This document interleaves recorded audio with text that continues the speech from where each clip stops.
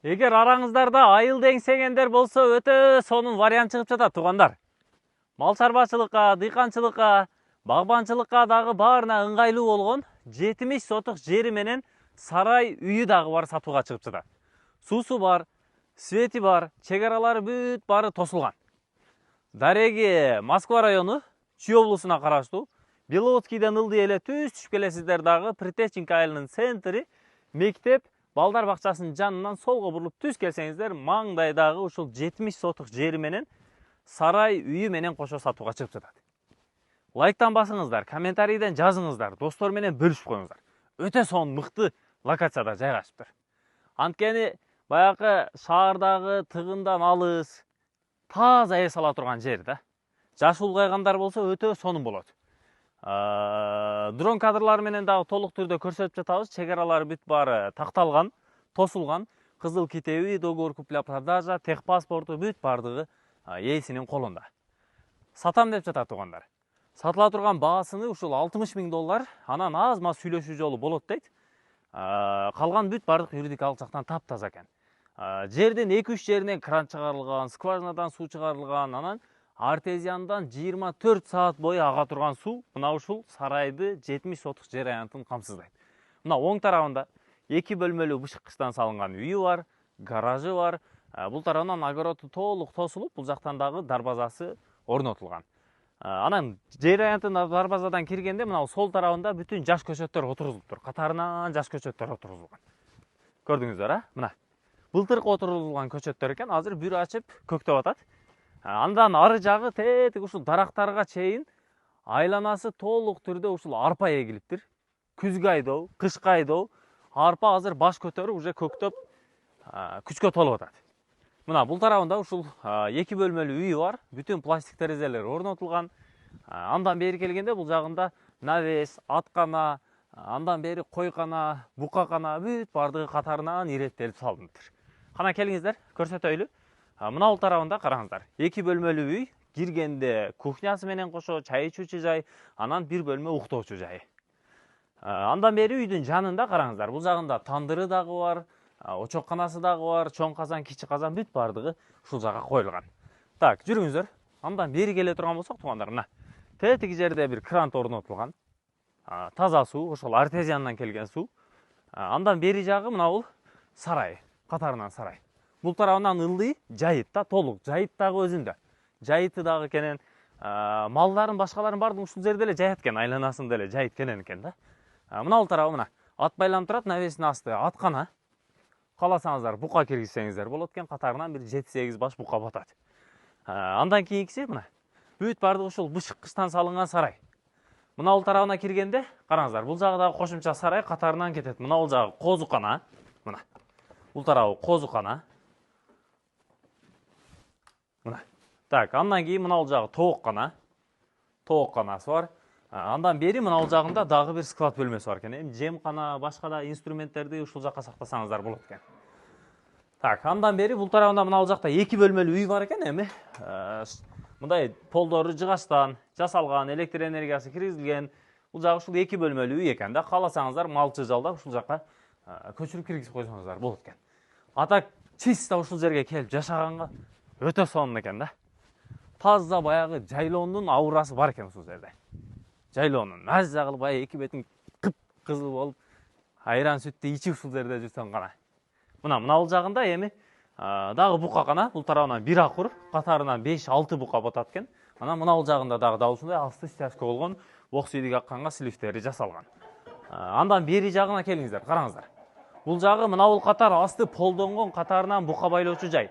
1 баш, 2, 3, 4, 5, 6, 7, 8, 9, 10, 11, 12 баш бука батат экен. 12 баш. Анан кааласаңыздар бул жагына дагы акурду жасап, мындайынан байлана турган кылып коесуздар да. Учурда бул жагы ушу торпоктор, майда малдар, кой эчкилер ушул жагында турат экен. Үстү бардыгы шифер менен жабылган, эч бир жеринен баягы суу тамчылаган, аккан жери жок. Так, жүрүңүздөр. Андан бери көрсөтүп өтө беребиз туугандар. Мына бул жагында каркасы дагы даяр. Кааласаңыздар бул жагында үстүн жабып, боковойлорун жабып, өзүңүздөр сарай кылып уюштуруп ала бересиздер. Үстү даяр бул жактын. Анан мына бул тарап арпа, катарынан арпа. Көрүңүздөр, чек аралары бүтүн зымтор менен, сетка менен тосулган. Ушул 70 сотук жер менен 60 000 доллар азма аз түшүп берем дейт. Аны ээси менен сүйлөшөсүздөр, экрандагы телефон номерлары камтылган. Анан бала бакырасы өзү аксакалдын неберелери да ушул жерде жашайт экен да. Ушул 2 бөлмөлүү үйдө аксакал кемпири менен анан неберелери менен чогуу ушул жерде жашайт экен. Бир 5-6 баш уй кармайт экен. Анан кой эчкилери бар экен. 2-3 баш жылкысы бар экен. Ушулардын баарын ушул жерде карап, баягы сүттөрүн саап күндө эртең. Анан молоковоз өзү түз эле ушул жерге келип кетет экен. Келет күндө сүттү сдавать этип коет экен. Анан бала бакырасы неберелери окуганга ушундан түз эле барганда ушу Притеченканын центрине кирип барат экен да. Канча Исхак досум, канча метр чыгат? Центрге 700 метр бар, 700-800 метр чыгат да. Түз эле ошол. Мектеп бала бакчадан солго бурулуп сарайга чейин келгенге 700-800 метр чыгат. Мына алыс тарабыдагы сарайдын артыдагы катарынан теректер бар, көрдүңүздөр. Ушул теректердин баардыгы сиздерге караштуу. Баш-баш болуп бир 15-20 башы жетилип калган. Анан мына жагына ушул былтыр малина отургузулуптур, катарына мынакей капельный полив болгон, мынакей капельный полив, капельный ленталар бүт баардыгы ташталган. Ушунан өйдө тарабы, мына сарайдын өйдө тарабы, бул жагы дагы толук түрдө ушу малина отургузулган да, катарына капельный полив. Суусун дагы көрсөтүп коеюн, 24 саат бою жыл 12 ай бул жерде суу токтобойт. Мына келе бериңиздер. Өйдөсүндө бассейни дагы бар, суу чыккан турбалары дагы бүт баардыгы коюлган. Өтө сонун мыкты шарттагы сарай да. Ана маршруттук транспорт, шаарга каттам, башка жактарын сурай турган болсоңуздар, ушу центрден эле маршрутка каттайт. Беловодскийге. Беловодскийдин центрине түз чыгып барасыздар да. Шаардан келсеңиздер, Беловодскийдин центринен бир аз өтүп, мосттон өтөсүздөр. Нарзанхол ресторанынан өтөсүздөр, өткөндөн кийин эле оң тарапка ылдый түз түшүп келесиздер. Анан бул жагынан Кара Балтадан келсеңиздер, Беловодскийге киргенде эле сразу сол тарапка буруласыздар. Ушул эми, мына өйдө жагын караңыздар. Мына жерде таза артезиан суусу. Таза артезиан суусу, негизги блогу мына жерден чыккан мына. Мына жерден жыл 12 ай артезиан суусу чыгат. Мына турба менен үй тарапка кетет, кранттарга суу, үйдүн ичине дагы суу кирген. Мына тарабы менен бүтүн ушул айдоо жерге, малиналарга капельный полив менен суу айдалат. Мына менен. Андан берки тарабы бул жагы дагы мына агын суу арыкка кетет. Көрдүңүздөр, мал жандык баардыгы ушул жактан иче берет.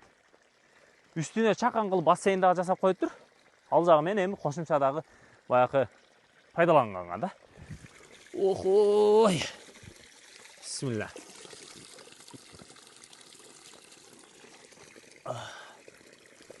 Соң суу экен, муздак го.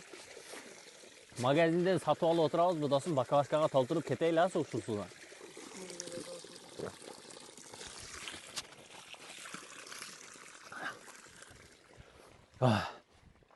Кыскасы ушундай туугандар, мына. Мына ал тарабыдагы кене, мына бул жагында аксакалдын небереси тиги жерде телефонду чукуп отурат. Интернет дагы, 4G дагы бүт баардыгы бар. TikTok'tu дагы, Instagram'ды дагы, YouTube'ду дагы бүт баардыгын иштете берет. Анткени Притеченка айылынын жанында да. Айылдын центринен бери 500 метр чыкканда. Бул жагында ушул 4-5 бай уйлары дагы айдалып турат да. Ушул эми чалыңыздар. Сүйлөшүп көрөсүздөр. Кызыл китебинде таза 70 сотук сарайы дагы бар, 2 бөлмө үйү дагы бар, суу свети бүт баардыгы тартылган, мына столбалар менен бүтүн суулар келген светтер. Суусу бул жагында агып турат жыл 12 ай бою. Чалып өзүңүздөр сүйлөшүп бир катар кеңешип көрөсүздөр. Баасына 60 000 бир аз түшүп берем дейт. Сүйлөшөсүздөр, ассаламу алейкум.